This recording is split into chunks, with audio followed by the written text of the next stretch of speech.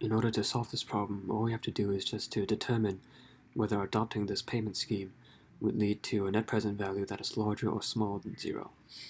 So we can actually summarize everything into a single equation. So just note that he should pay 5,000 now, but he can opt to just pay for 2,400 now, and then to pay 1,500 in each of the next 2 years.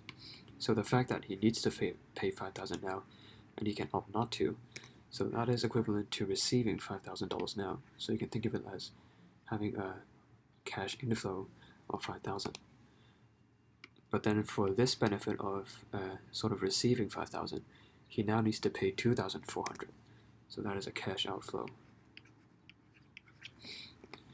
And then in addition to this 2,400 that he has to pay now, he also, so for the benefit of receiving 5,000 now, he also has to pay 1,500 at the end of each of the next 2 years.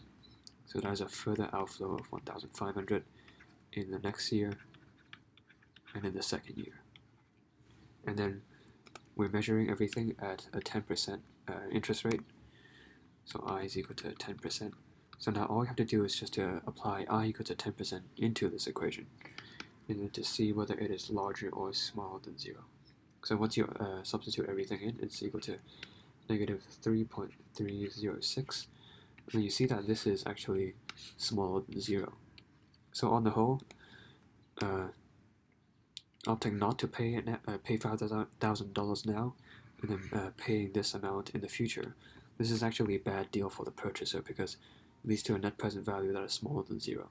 So by this criteria, the conclusion is that the purchaser should pay the $5,000 cash now and to not choose this payment scheme.